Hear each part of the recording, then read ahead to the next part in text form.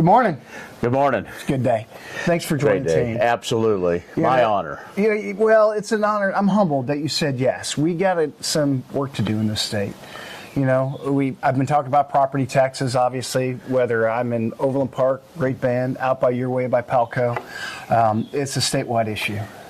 Well, the challenge has been the last 11 years I've served in the legislature that's been elusive. We have tried so many different ways. There's been so many different plans, but now it's time for action. We need to quit yelling at each other and having that conversation and working with our county folks of how we can give Kansans the best quality of life, the life they want. Yes, and they want to stay home. I mean, I obviously, my whole family left Kansas.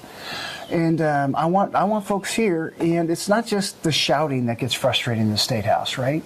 It's my way or the highway. And you know, when you remember Rick Carlson, you know, we worked together to get consensus.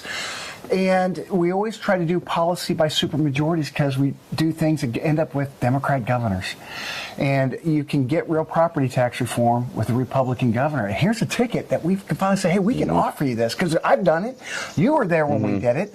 And so now we can do something substantive. And then, you know, like what you got going on with water board and things out there. I mean, the water tables. Right. As you look at property tax relief, it is the #1 issue, regardless of what position you're running for. People want that relief, but they also want that quality of life. And one of those things, Scott, is we've got to work on that true solution for the future of water. 100%. Water is life. We can talk about every other issue under the sun, but if we don't tackle water, and again, how do we pay for that? How do we make those investments? That takes real leadership. The time of just talking is over. Correct. And a lot of these decisions are going to be done regionally.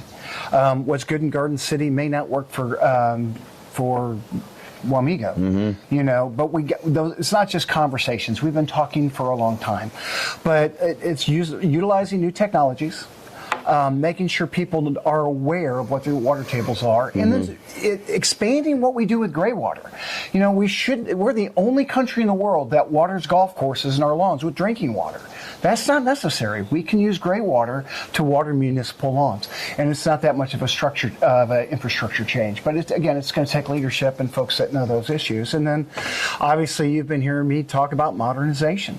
You know, day one, when we're in office, every agency is going to either reduce, modernize, or both. If you're going to increase your budget, it better be to modernize so we can save Kansans dollars in the future.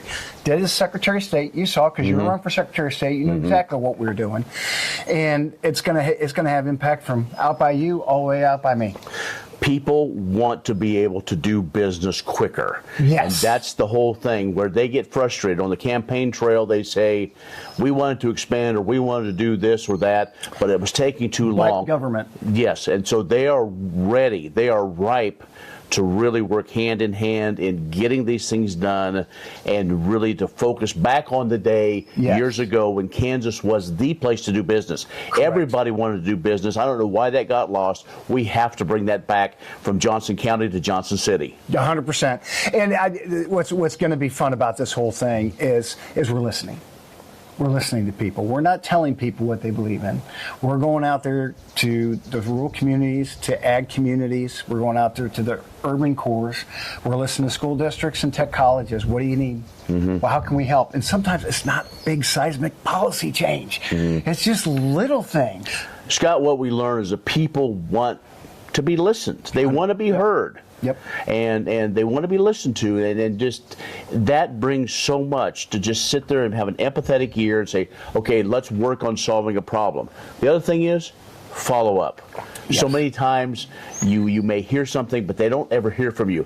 As I've talked to many people, they just are glad that somebody's listening and will work. They know with our work ethic, you and I are going to make sure the last light that's going to be on, probably in the Capitol, is going to be from our office. They're all automatically turned off now. Right. But your point is made. There's a lot of folks that want to be governor. There's a lot of folks that don't really want to do the work. And we got an opportunity to show folks, no, your government can work for you. Absolutely. Let's go do it. You're right.